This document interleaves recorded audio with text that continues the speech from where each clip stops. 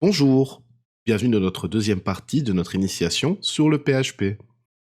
Alors, dans la partie précédente, on a vu ensemble comment pouvoir utiliser du PHP et on était arrivé au point où on pouvait envoyer au serveur des données, dans ce cas un nom et un prénom, et le serveur les recevait et nous les réaffichait, qui prouvait bien qu'il les avait reçus.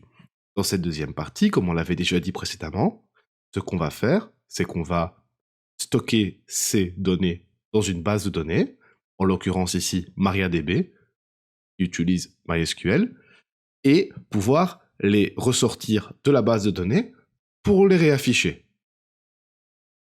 Alors on va faire ça tout de suite. Je vous avais proposé lors de la dernière leçon d'installer WAMP. On voit qu'il tourne chez moi ici en bas à droite.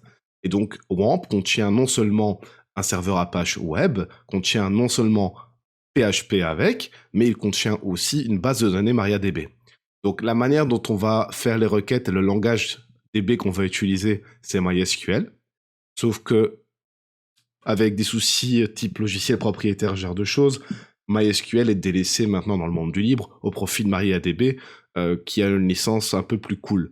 Donc voilà, ça change rien pour vous, mais sachez que le logiciel serveur MariaDB, c'est ce qu'on utilise, mais ce que vous apprenez, c'est du MySQL, quoi. Alors en fait, l'intérêt d'utiliser une base de données, on pourrait très bien imaginer stocker chaque nom et chaque prénom que vous envoyez, chaque poste d'un bloc que vous envoyez dans un fichier. Donc soit de créer plein de fichiers avec à chaque fois un poste, soit les ajouter les uns à la suite des autres dans un grand fichier. Alors, c'est un des points d'exemple d'où le pourquoi avoir une base de données, mais si vous faites ça en termes de performance, ça va être relativement assez rapidement assez horrible. Donc c'est vraiment pas une bonne idée pour une application ou un site qui va devoir avoir beaucoup de requêtes. Du coup, voilà, c'est beaucoup plus efficient d'utiliser une base de données. Donc ici, c'est ce qu'on va faire. Donc la base de données, comme on l'a dit, c'est MariaDB. On lui parle en MySQL. Et ce qui se passe, c'est que par défaut, c'est en interface, en mode console qu'on est censé lui parler. Mais bon, c'est pas très fun, c'est un peu contraignant. Donc il y a des outils graphiques qui ont été développés. Et il y en a un qui s'appelle PHPMyAdmin. Et par exemple, ça, c'est un outil qui a été développé en PHP. Et donc, grâce à cette interface graphique développée en PHP, eh bien, on peut interagir avec la base de données. Donc, une fois que WAMP est lancé comme chez moi, avec le petit W en vert en bas à droite, ce qu'on va faire, c'est que on va ouvrir le navigateur et on va juste venir vérifier que, effectivement, notre code fonctionne toujours. Donc, localhost est le nom de notre projet qu'on avait créé. C'était dans ton code 001.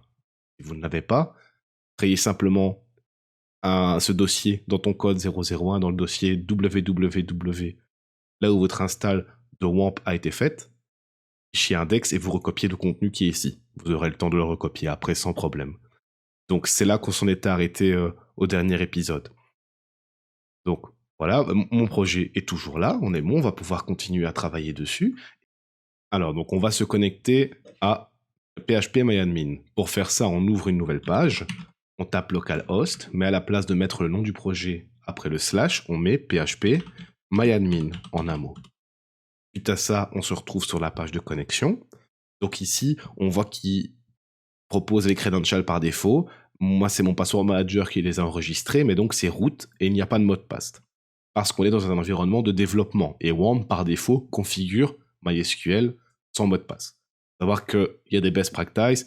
Logiquement, vous êtes censé avoir un mot de passe sur votre compte administrateur root et vous êtes censé avoir un compte, au moins un compte de service pour chacune de vos applications. Comme ça, vous pouvez granulairement choisir les droits du compte que votre application utilise. Donc ici, vraiment, ce n'est pas un environnement de production, c'est juste pour nos tests. Donc on se connecte avec root et sans password. On se retrouve avec la liste de nos databases sur la gauche. Si on veut mieux les voir, on clique sur l'onglet base de données. On les voit ici. Alors, la première, c'est un logiciel qui est en développement chez moi. Les trois autres, on se rend bien compte que sont les bases de données par défaut, utiles à MySQL et à PHPMyAdmin. Ce qu'on va faire, c'est qu'on va créer une nouvelle base de données. Donc maintenant qu'on est sur l'onglet base de données, on peut créer une nouvelle base de données. Ce qu'on va faire, c'est qu'on va choisir le nom de la base de données. Ici, on va l'appeler test.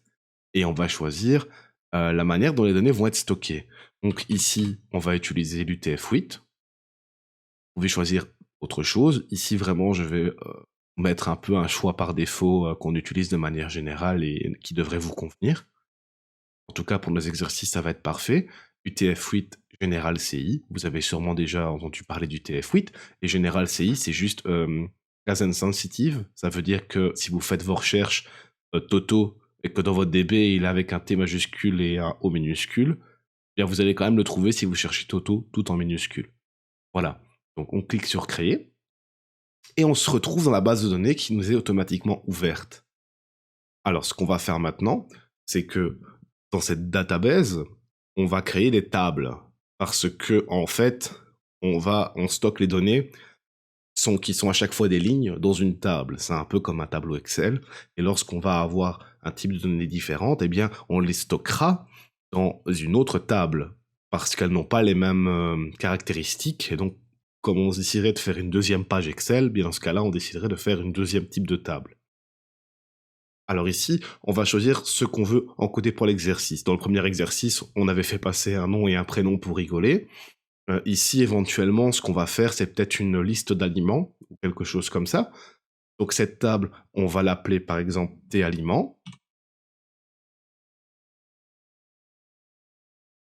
Ah, T-aliments qui est une table d'aliments. En fait, dès que vous créez une table, vous allez par défaut vouloir que chaque élément ait un ID qui s'incrémente automatiquement. Ça veut dire qu'en gros, on va dire à la table « Ajoute-moi banane » et la table va créer une ligne avec marqué banane, et si c'est le premier élément, je vais l'appeler 1, et s'il y a déjà 34 autres fruits avant, par exemple, on va l'appeler 35. Et du coup, comme ça, nous, peu importe ce qu'on veut faire comme opération un jour plus tard sur banane, on peut dire, ben voilà, moi, banane, je vais pas l'appeler banane parce qu'il y a peut-être 2 fois banane dans le code, je veux être sûr que je vise bien cette banane-là, et je sais que son ID c'est 35, et donc je vais dire, change 35, change la quantité de banane, de l'ID 35 de 4 à 8. Mais alors, je suis certain que j'ai fait mon opération au bon endroit. C'est tout l'intérêt d'avoir cet ID. Donc, on va compter déjà qu'on a besoin d'une colonne pour l'ID. Parfait. Ensuite, on va mettre peut-être le nom de l'aliment. Ok, parfait. Donc, ça nous fait 2 colonnes. Et ensuite, on va mettre une quantité d'aliment, peut-être, ou la couleur de l'aliment. On va commencer avec 3 colonnes. Donc, un nom d'aliment et la couleur de l'aliment.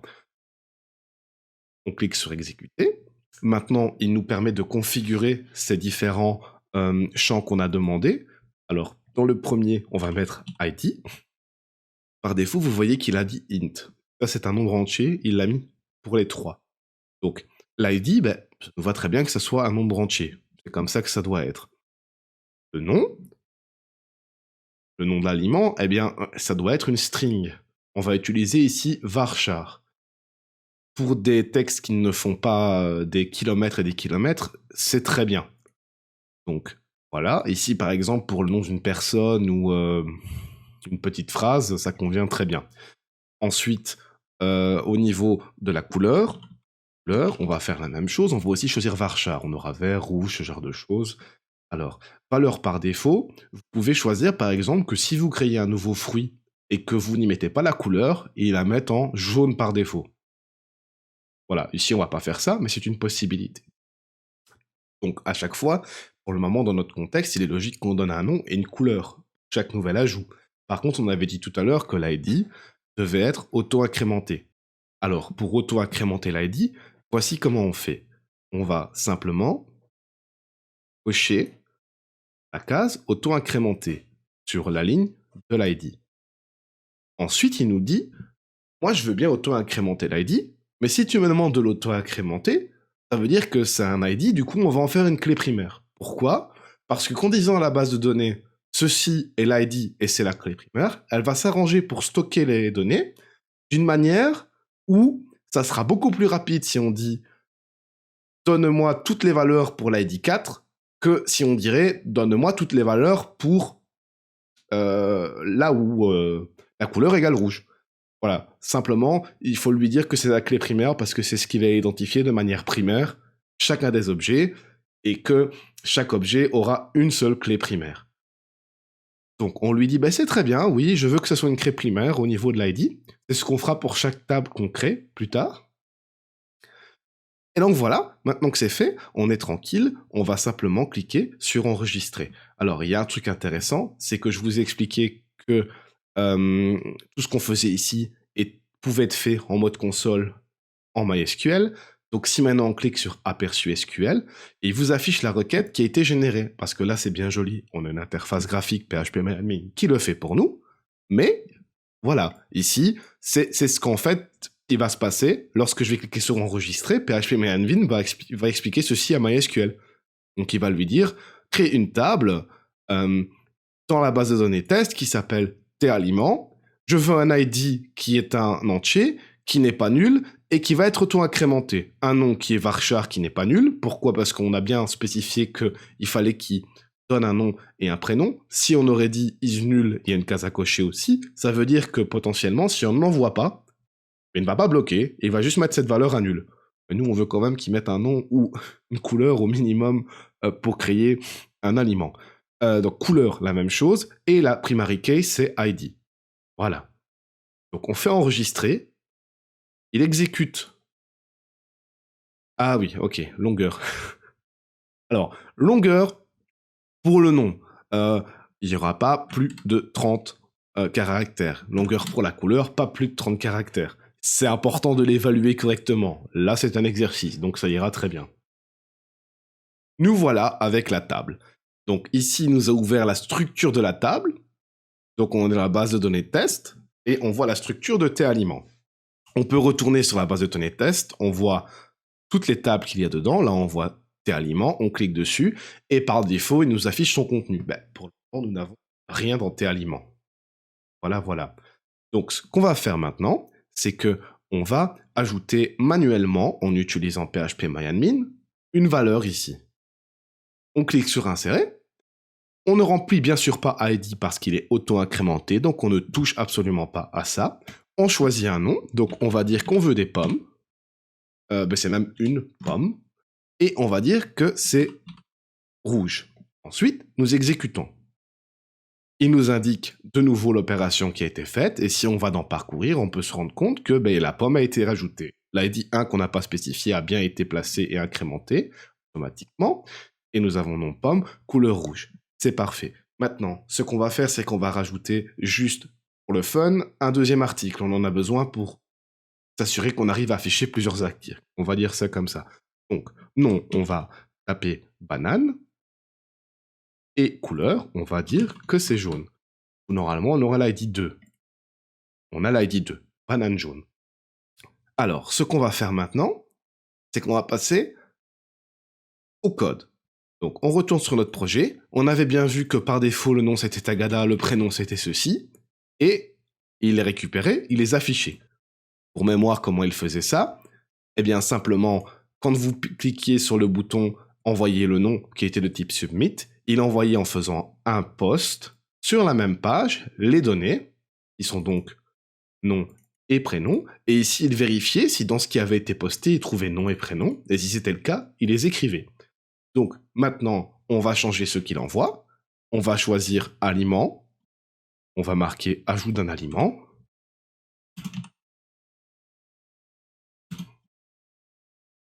ici, on va marquer nom et on va marquer couleur. Alors, pas oublier d'adapter. Au niveau de l'input, c'est bien du texte le nom. Le nom, ça sera nom toujours. La valeur, on va pas en mettre par défaut. Et la couleur, c'est bien un texte. Et le nom, c'est couleur cette fois-ci. Là, on va commenter ces deux lignes en mettant slash comme ceci devant. Et donc, maintenant, notre formulaire devrait être beaucoup plus adapté à l'encodage des aliments. Nom, couleur. Ce qu'on va faire, c'est qu'on va vouloir afficher ce que contient la table à l'heure actuelle. Avant d'essayer d'y ajouter des choses, voyons si on peut au moins contacter la table et récupérer les données qu'il y a dedans, c'est-à-dire pommes et bananes. Ce qu'on va faire maintenant, c'est qu'on va créer la connexion dans PHP à la base de données et récupérer le contenu actuel de la table pour qu'on puisse voir banane et pommes. Une fois qu'on aura ces informations-là, ça veut déjà dire qu'on sait lire en base de données et on pourra utiliser le formulaire qu'on a créé plus tôt pour aller y écrire de nouveaux aliments. on va créer la connexion à la base de données. Ce qu'on va faire, c'est qu'il y a la possibilité chose se passe mal. Par exemple, en se connectant à la base de données. Peut-être que WAMP n'aura pas lancé le serveur MySQL, peut-être que MySQL l'aura planté, peut-être qu'on sera trompé dans le mot de passe et dans le nom d'utilisateur, ce genre de choses. Donc ce qu'on va faire, c'est qu'on va utiliser un try-catch. C'est ce qu'on fait souvent quand on programme. S'assurer que si une erreur jaillit de nulle part, c'est notre faute, mais si l'erreur jaillit, qu'elle soit prise en compte à un moment et qu'on dise, ben voilà, non, ça n'a pas fonctionné, voilà pourquoi, et je le prends en charge, je te l'affiche, je te dis, voilà, ça n'a pas été pour telle et telle raison. Donc on utilise un try-catch. Alors ça se passe comment? Donc, hop, try, on ouvre les accolades comme ceci, hein, et ensuite on va mettre catch. Et qu'est-ce qu'il va récupérer? Il va récupérer une erreur, donc il va récupérer une exception. Ce que vous apprenez ici sera très utile, peu importe ce que vous faites en PHP, vous pouvez l'entourer avec ce try-catch, hein, et ça vous permettra de récupérer les éventuelles erreurs. Donc ici, on va faire notre business avec la database, et ici, s'il y a une erreur à n'importe quel moment dans notre business, il va s'arrêter, va arrêter tout ce qu'il y avait à la suite ici, il va passer au catch et afficher l'erreur. Alors donc ce qu'on va faire, c'est qu'ici, au cas où il a trouvé une exception, donc une erreur, on va lui faire s'arrêter le script PHP et nous afficher quelque chose. Donc là, il dira exit erreur avec la DB. Et avant, on lui demandera de faire un var dump. On n'a pas encore vu ça, mais ça permet à PHP d'afficher en mode debug la valeur d'une information. Donc, ici, on lui dira affiche-moi l'exception. Donc, qu'est-ce que l'on va essayer de faire et qui va se faire pourvu qu'on n'ait pas d'erreur? Ça va être la connexion à la DB, la récupération des informations. D'abord, on va se connecter à la database. Connexion à la database, on va créer une nouvelle connexion. On va l'appeler DB. Simple. Et maintenant, ça va être en PDO. Donc, PDO. Ici, il va y avoir une string pour la connexion avec plusieurs informations. Alors, d'abord, nous avons une string. Donc, je mets déjà les guillemets et je le laisse vide. Et ensuite, deux variables. Alors, ce qu'on va faire, c'est que ces variables vont être le nom d'utilisateur et le mot de passe. Donc, on va taper username. On lui donne le nom d'utilisateur, on a vu que c'était root. Et ensuite, on copie-colle cette ligne, comme ceci. Et on met password. Password, on a vu que c'était une string vide parce qu'il n'y avait pas de mot de passe. Donc ça, ce sont les derniers arguments de notre fonction PDO. Donc on va déjà copier-coller ceci en deuxième et troisième argument. Ensuite, cette string-là est la string de connexion. Probablement, il connaît les credentials avec lesquels il peut se connecter, mais il n'a toujours pas sa string de connexion. Alors, on lui dit d'abord qu'il s'agit de MySQL, puisque c'est un serveur MySQL.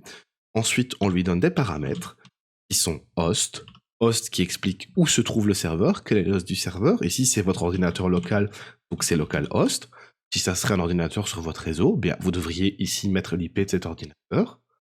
Ensuite, on va mettre le nom de la base de données, et le nom de la base de données,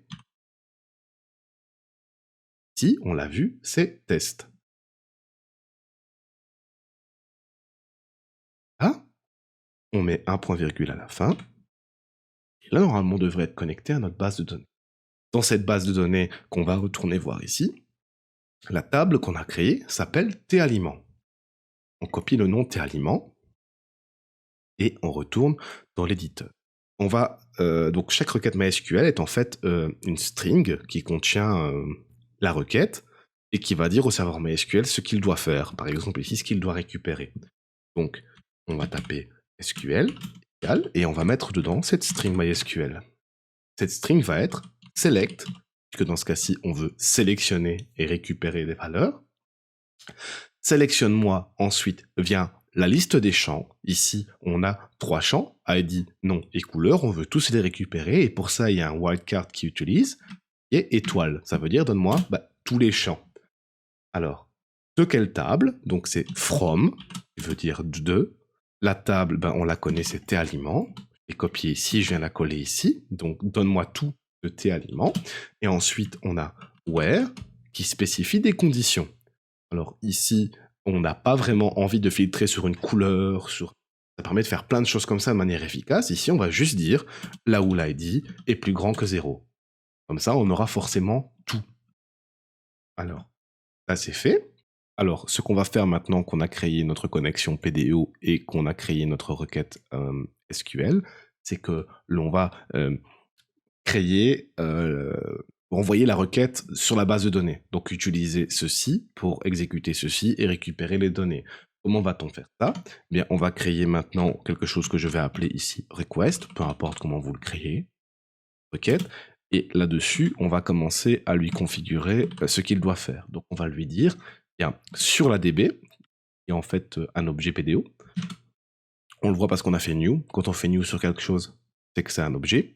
On va exécuter une méthode de cet objet qui s'appelle query, requête, forcément. Et quelle query on va exécuter? Eh bien, celle qu'on a stockée ici. On a appelé SQL. Donc, exécute-moi SQL. Ici en dessous, ce qu'on va faire, c'est qu'on va lui faire l'exécuter proprement. Là, on lui a juste dit ce qu'il allait faire. Maintenant, on lui dit fais-le. Et on peut lui dire de le faire de différentes manières. Donc, et on va lui dire, on va stocker tous les résultats dans data, et on va lui dire request fetch all. Fetch va ramener uniquement une ligne. Ici, on veut tout le contenu. On veut le récupérer en une fois. Et donc, on va faire fetch all. Hein? Et point virgule. Maintenant, on va utiliser ce qu'on a vu tantôt qui est vardump. On ne l'a pas encore essayé, donc on va taper vardump et il faut qu'il m'affiche data. L'intérêt de vardump, c'est vous allez avoir quelque chose comme une erreur PHP. Sauf que c'est pas une erreur, c'est juste que vous êtes en développement et vous lui dites PHP, ne me casse pas la tête, affiche-moi dans quel état se trouve ma variable. Et donc là, il va m'afficher le contenu de data. Ça ne sera pas joli, mais ça nous permettra de voir à quoi ça ressemble.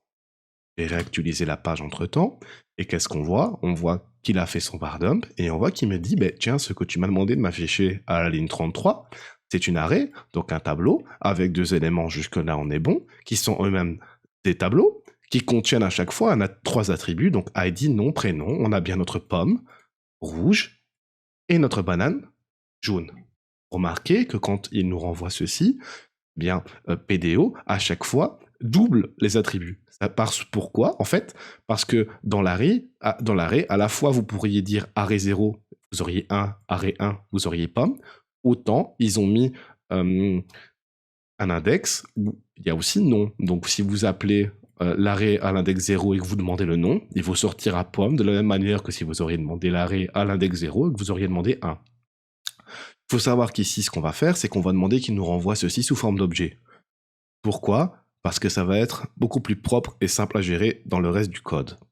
Alors, pour faire ceci, on revient ici, et ce qu'on fait, c'est qu'on lui demande, en utilisant un attribut dans cette fonction, de rendre toutes les données qu'il va récupérer en un objet. Donc, cet attribut, c'est PDO,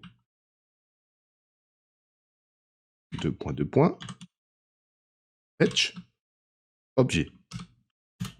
Voilà, là, il devrait nous renvoyer des objets. Si maintenant nous réexécutons cette page, bien maintenant nous avons des objets. Donc c'est toujours un tableau, sauf que c'est un tableau d'objets. Alors, ce qui va se passer pour accéder à l'attribut d'un objet, bien on devra toujours dire donne-moi l'arrêt à l'index 0. Là on a l'objet, et on fera juste la petite flèche pour lui dire petite flèche non, et me renverra pomme. Donc ce sera beaucoup plus simple. Maintenant, on revient ici, et on va utiliser cette variable data qui contient notre tableau d'aliments. Donc, maintenant, on va faire un tableau. Donc, tableau, on va utiliser les valides HTML habituels, table. Là, il hurle bien sûr parce que je ne suis pas en HTML. Donc, ce qu'on va faire, c'est qu'on va fermer ici la balise PHP. Comme ça, il se retrouve en HTML. Et ici, on va la réouvrir. Ça ne crie plus. Donc, table. On va créer une ligne avec, bien, 3 cellules. Ligne TR, cellule TD, on en crée 3. Voilà. Et on va faire un test, on va appeler 1, AAA, BBB. Comme ça, on s'assure juste qu'il affiche bien ce tableau. Il affiche bien ce tableau. Maintenant, on a enlevé le vardum, donc il ne nous affiche plus le contenu data. On va vouloir ici mettre d'abord border comme ceci, pour pouvoir avoir les bordures au tableau. Très bien, on va vouloir afficher ce que l'ADB nous a renvoyé ici. Alors, ce qu'on va faire, c'est qu'on va utiliser une boucle. C'est pour ça qu'on les a vues dans la vidéo précédente, parce qu'elles vont être utiles dans un cas comme ici. Alors, cette boucle, on va récupérer les valeurs dans data, donc ça va être du PHP. Donc, ce que je vais faire, c'est que ceci, c'est du HTML, ceci, c'est du HTML, ceci va être généré grâce à PHP. Donc, autour, je vais placer mes balises PHP comme ceci. Tout fonctionne très bien, sauf que là, il me dit, écoute mon grand, ça, c'est du HTML. Donc, comment en faire du PHP? Eh bien, on va donner un nom de variable à ceci. On va l'appeler par exemple ligne, et row en anglais.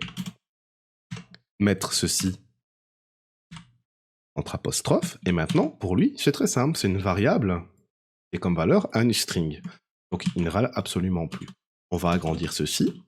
Donc, dans ce tableau, chacune de ces lignes va devoir être générée en PHP. Donc, on va faire une boucle. Et donc, cette boucle, ça va être for each data. Et là, on avait fait une boucle simple avec un for. Et ici, on va faire un for each. C'est pareil, juste plus facile à écrire, je vais dire ça comme ça. Et donc, ce qu'on fait, c'est qu'on met ici, pour chaque élément de quel élément, là, de data, qui est le tableau. Et comment on va appeler chacun des éléments qui composent le tableau? On va l'appeler data sans S. Une donnée parmi des données. Ensuite, on ouvre, on ferme les accolades. On met notre row à l'intérieur. Voilà. Et ce qu'on va faire, c'est qu'on va maintenant remplacer ceci par l'ID, ceci par le nom, ceci par la couleur. Comme on a vu la concaténation en PHP dans la dernière vidéo, on fait ceci ici, et on fait ceci à chaque élément de la cellule, comme ceci. Donc on ferme la string, on la réouvre, et on met le point qui sert à concaténer les éléments entre eux. Là, il râle, ce qui est tout à fait logique, parce que j'ai fait des erreurs, hein, et qu'il manque à chaque fois un nom de variable entre eux à concaténer. Il ne peut pas juste concaténer deux éléments, ou alors il faudrait qu'on enlève un point. Vous voyez? Alors, comment récupérer l'ID? C'est assez simple. Comme chaque élément, il l'appelle data, je n'ai plus besoin d'indiquer l'index. Avant, j'aurais dû faire data index 1, quelque chose comme ça.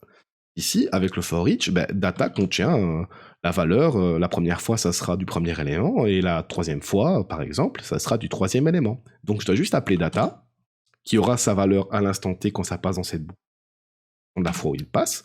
Comme c'est un objet, je dois utiliser la petite flèche pour arriver jusqu'à son attribut, et l'attribut que je veux, c'est ID.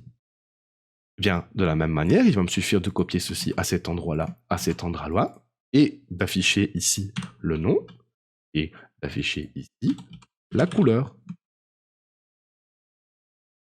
Maintenant que j'ai ceci, je sais avec certitude, ici j'ai les bons résultats car j'ai fait un vardum qui m'a prouvé que je les avais. Mon for each va passer autant de fois qu'il y a de résultats, à chaque fois en donnant à data la valeur de l'élément, et pour chaque élément, il affichera l'ID, le nom et la couleur. Ce qu'on va faire maintenant, c'est qu'on va retourner sur notre projet, le réactualiser. Et ça ne marchera pas. Pourquoi ça ne marche pas? Parce qu'on a calculé en PHP, mais on ne l'a pas écrit. Donc on retourne ici, et à chaque fois qu'on a la variable qui contient la string avec tout ce qu'il faut dans la ligne, nous devons l'écrire. Et donc on fait écho. Écho de quoi? Écho de la row, qui est la ligne. Et maintenant, à chaque fois qu'il passera dans cette boucle, il calculera la valeur que la ligne a et il écrira. Ce qui fait que maintenant, dans notre projet, cela fonctionne. Tout ce qu'on a en DB se rajoute à cet endroit-ci. Du coup, si jamais je décide de supprimer banane jaune est supprimé, et que je réactualise, banane jaune a disparu. Ce qui prouve bien qu'on va chercher nos résultats en DB. Maintenant, ce qu'on va faire, c'est que l'on va s'arranger pour que lorsqu'on poste un nom et une couleur pour un nouvel aliment dans Ajoute aliment, il l'ajoute à la database et il nous affiche un tableau réactualisé. Donc, ça, c'est la dernière partie de la vidéo. Alors, comment faire ceci? Bien, c'est très simple. On va utiliser exactement la même chose qu'on a fait ici, sauf qu'à la place d'un select, ça sera un insert. On utilise select pour lire, on utilise insert pour ajouter. Alors, ce qu'on fait, c'est qu'on va faire ça très très simplement. On va utiliser une seule fois la connexion. C'est-à-dire que ici, j'utilise la connexion pour lire le tableau. Je ne vais pas à un autre endroit dans le code réinitialiser une nouvelle fois la connexion pour ajouter un aliment. Autant que je puisse directement appeler DB, peu importe ce que je fais en dessous, et qu'il fasse référence à la même connexion. Pour faire ça, on va copier-coller l'entièreté de la boucle try-catch. Comme ça, on fait au plus simple. On va venir la coller ici au-dessus. Et donc, supprimons ce dont on n'a pas besoin. Pour le moment, on a juste besoin de la connexion DB qui est ici. Et mettons les balises PHP autour. Voilà. Ce que ça veut dire maintenant, c'est que la connexion, la variable DB, contient l'objet PDO dès le départ. Et maintenant, tout ce qu'on va faire, on n'aura plus qu'à appeler DB. Ça veut dire qu'en dessous, à l'endroit où on lit le tableau, on peut supprimer ces lignes. Puisque quand il appellera DB, il a été déclaré plus tôt, donc il saura que ça fonctionne. Maintenant, ça fonctionne toujours. Donc, non, on va gérer lorsque quelque chose est posté et l'ajouter à la base de données, dans la table et aliments. On l'avait vu avec le nom et le prénom, c'est pour ça que je l'ai laissé en commentaire. On peut faire une condition pour voir si les éléments nécessaires ont été postés. Donc, ce qu'on va faire, c'est qu'on va simplement décommenter cette ligne qui contient la condition. Alors, j'ai besoin de quoi pour poster un nouvel aliment? J'ai besoin d'un nom et d'une couleur. Donc, if isSet post nom, très bien, et isSet post couleur. Ça veut dire qu'il doit respecter les deux conditions. Si les deux ont été postés, là, on va pouvoir faire la chose suivante, qui est de, d'abord, comme on l'a fait ici, créer la requête SQL. Où est-ce qu'on doit insérer? Et donc, on lui dit into la base de données, qui est T-aliment, insert dans T-aliment, et qu'est-ce que tu dois insérer? Et là, simplement, on lui met la chose suivante. Premièrement, les noms des différents champs. Nom des différents champs ici, c'est quoi? C'est nom et couleur. Ensuite, les valeurs de ces différents champs, dans le même ordre. Alors là, on pourrait très bien se dire, moi je ne vais pas m'embêter. C'est-à-dire que je vais simplement faire la chose suivante, et d'utiliser la concaténation qu'on a vue, et de dire, voilà, donc d'abord, ici, tu vas mettre le nom, ensuite tu vas mettre une virgule, et je vais copier-coller la même chose, et tu vas mettre la couleur. Ça fonctionne.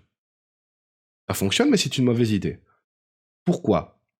Parce que si vous voulez, tout cela, il va le concaténer, et il va être exécuté aveuglément par votre serveur base de données. Donc, s'il y a réellement un nom comme banane et une couleur comme jaune, il ne va y avoir aucun problème. Si la personne, par contre, est malveillante, et vous avez vu que tout ce que MySQL doit faire est expliqué par des verbes, qui sont une string, bien, il pourrait très bien, ici, poster à la place du nom d'un objet, d'un aliment, il pourrait poster quelque chose comme insert into aliment, vous voyez, une string réelle qui peut être interprétée. Là, ça serait pas dangereux et ça donnerait une erreur, mais quelque chose que quelqu'un d'intelligent ferait, et qui serait contenu dans postnom, qui ferait qu'en fait, il effacerait tout dans votre DB, il insérerait des choses où il ne faut pas, il se créerait un compte administrateur, il dirait des choses auxquelles il ne doit pas avoir accès. Et donc, ce qu'on fait, c'est qu'on va dire à MySQL, attends un peu, je vais mettre quelque chose, mais je ne vais pas l'indiquer maintenant, je vais l'indiquer plus tard, et comme ça, tu sauras qu'il faut faire gaffe. Donc, ce qu'on fait, c'est qu'on met 2 points, et le nom de ce qu'on va lui insérer plus tard. Pour faire simple, on met 2 points nom et 2 points couleur. Donc pour le moment, il n'a pas les valeurs, mais il sait qu'elles vont s'appeler, faire référence à 2 points nom, 2 points couleur. Pour faire ceci, la suite, c'est quoi? La suite, c'est de préparer la requête. Donc ce qu'on fait, c'est que de la même manière qu'on avait fait request db query, eh bien on fait request égale db prepare. On lui prépare l'exécution de sa requête. On lui a toujours pas dit à quoi correspondait nom et couleur. Alors, la manière de faire sécuriser que je vous montre là et qu'on va faire, ça s'appelle binder les valeurs. Ça lui permet de, si vous voulez, faire la même chose que si on aurait écrit concaténer ici les valeurs directement, sauf qu'il le fait de manière sécurisée, et il sait très bien que ce qu'il va mettre là, il ne doit pas l'interpréter comme une string qui donne des ordres, il doit l'interpréter comme une valeur. Manière sécurisée de faire. Comment binder une value? Bien maintenant qu'on a préparé la requête et qu'il a ça en mémoire, on va lui dire, bien maintenant sur la requête, tu vas binder une value, donc bind value, et maintenant je te dis à quoi tout ça correspondait. Et maintenant je te dis, eh bien, la fois où je t'ai dit non, ben, en fait, ce à quoi ça correspondait, c'était à ce qui est posté dans non. Voilà. On copie-colle ceci. Et la fois où je t'ai dit couleur, eh bien, ça correspondait à ce qui a été posté en tant que couleur. Jusque-là, on est bon. On a évité des soucis d'injection MySQL, qui est la fameuse chose dont on parlait au-dessus. Il faut savoir que, bien sûr, on peut valider les données qui sont envoyées d'autres manières. Vous pourriez décider, en avant, en utilisant du JavaScript, ben tiens, si la couleur, ce n'est pas une couleur qui est dans ma liste de couleurs valides, je vais te mettre une erreur, je ne posterai pas. Ou alors, vous pourriez laisser poster, et avant de faire ceci, lui afficher un message d'erreur en disant la couleur que tu as rentrée n'est pas valide. Donc vous n'êtes pas obligé d'attendre, d'être aveugle par rapport aux conditions, vous pouvez très bien vérifier ici avant de faire la requête. Là, on considère qu'il a mis quelque chose de correct, il ne saura pas faire d'injection MySQL maligne, et donc on va dire que c'est bon. Voilà. Et de toute façon, ici, encore une fois, si votre requête, maintenant on sait qu'il ne peut pas faire d'injection, si votre requête plante parce que, imaginons, on a mis tantôt 30 caractères pour le nom, et il a décidé de copier-coller un roman de Jules Verne à la place, ben, il y aura une erreur, et ça sera une erreur MySQL qui sera prise dans le try-catch. Try-catch qu'on a oublié de mettre. Donc on entoure notre if, pardon, pas notre if, on entoure tout ce qu'on est en train de faire maintenant avec MySQL, avec un try-catch comme ceci. Et donc, dans ce cas-là, ici, on demandera d'exécuter la requête. Et donc, maintenant qu'on est entouré avec le try-catch, s'il y a une erreur ici, que par exemple, il a mis 32 caractères au niveau du nom, MySQL dira, c'est pas bien, on l'aura ici. Donc, c'est à chaque fois des barrières qui feront que vous n'aurez pas une donnée que vous ne voulez pas en DB. Et l'idéal, c'est que vous n'arriviez même pas à ce que la DB fasse une erreur. Logiquement, vous êtes censé vérifier tout avant. Ici, on fait simple. Alors maintenant, comment exécuter cette requête qui permet d'insérer? Puisque maintenant, la requête, on l'a, elle a été préparée, on a bindé les valeurs. Eh bien, c'est très simple, on lui dit juste, toujours request, et on lui dit execute. On va récupérer ce que ceci va renvoyer dans une variable qu'on va appeler par exemple inserted. Et ce qu'on va faire, c'est que ça va renvoyer un boolean. Boolean, c'est true ou false, vrai ou faux. Très simple. Et grosso modo, on saura que s'il est à vrai, c'est que ça s'est bien passé. Donc ici, on va même pas s'en servir, mais sachez que si jamais c'est à vrai, c'est que ça s'est bien passé. Et du coup, maintenant, ben, ça devrait fonctionner. On va aller vérifier ça tout de suite. Là, ben, il n'y a rien de posté. Donc, on va taper comme nom d'aliment patate. Et comme couleur de la patate, on va mettre jaune. Oh, brune. Brune. On va envoyer. Et vous voyez que ça a été ajouté au tableau. Et ça a été ajouté en base de données. Notre patate est partout. Comme vous voyez, l'auto-increment, il s'incrémente que dans un sens. Enfin, il s'incrémente que dans un sens. Il fait qu'augmenter. C'est-à-dire qu'on a supprimé l'objet qui était en 2. On aurait pu se dire, ben, il va le réattribuer parce qu'on l'a supprimé, mais lui, son compteur est passé à 3. Ça permet d'éviter beaucoup de problèmes. Donc, c'est un très bon comportement, donc ne touchez pas à ça, c'est très bien. Et du coup, on a vu comment ajouter en database des datas et les réafficher ici. Alors, PHP n'étant pas fort dynamique et sans utiliser de JavaScript, pourquoi est-ce que ça s'est affiché directement lorsque j'ai tapé les informations ici? Bien parce que la requête qui demande de sélectionner tout ce qu'il y a en database se fait après l'ajout. Donc il a d'abord pu, à cet endroit, vérifier que... là, c'est où il initialise la base de données. Ici, il a pu vérifier qu'on avait bien posté une nouvelle chose. Il a exécuté l'ajout en database. OK. Et ensuite, à cet endroit, il a lu ce qu'on avait en database. Et du coup, forcément, il a eu la nouvelle information. Si on aurait décidé de faire l'ajout ici en dessous de la sélection et de la création du tableau, ça aurait fonctionné. On n'aurait juste pas eu l'information qui s'affiche directement. On aurait dû simplement recharger la page une nouvelle fois pour récupérer cette nouvelle information. Alors ici maintenant, je prends juste une minute pour voir un petit détail. Ce petit détail est le suivant. Dans PHPMyAdmin, lorsque vous sélectionnez votre base de données ici, ou votre table, ici on va le faire sur la base de données, vous avez une fonction d'export. Et à quoi ça sert? Ça sert à ce que lorsque vous aurez une app dans laquelle vous... Ça sert à ce que lorsque vous aurez une app dans votre application de développement, par exemple, dans laquelle vous allez encoder des données importantes ou qui sont réelles, comprenez, et que vous voulez pouvoir sauvegarder ça à un moment pour pas devoir les réencoder si vous vous plantez dans le développement, que vous effacez tout, ce genre de choses. Eh bien, pour les sécuriser et en faire un backup, une archive, eh bien, vous cliquez sur exporter quand vous êtes sur la table ou la base de données si vous voulez tout sauvegarder. Cliquez sur exporter, choisissez rapide par défaut, exécuter, et il va afficher ce pop-up et vous dire mais où est-ce que je peux enregistrer ce dump. Vous l'enregistrez, vous le mettez où vous voulez, et ça veut dire que vos données sont dessus, bien sûr, donc faites attention, mais ça veut dire que vous pourrez à n'importe quel moment les réimporter en utilisant importer et revenir à l'état où vous étiez. Ça vous évitera bien des peines si jamais vous chipotez avec la base de données et que vous plantez quelque chose. N'oubliez pas, si jamais vous voulez réimporter la base de données, le plus simple, c'est de cliquer sur la base de données entière, de sélectionner toutes les tables en cliquant sur tout cocher et de supprimer toutes les tables. Et ensuite, de les réimporter. Sinon, vous risquez d'avoir des erreurs. Cette vidéo est terminée.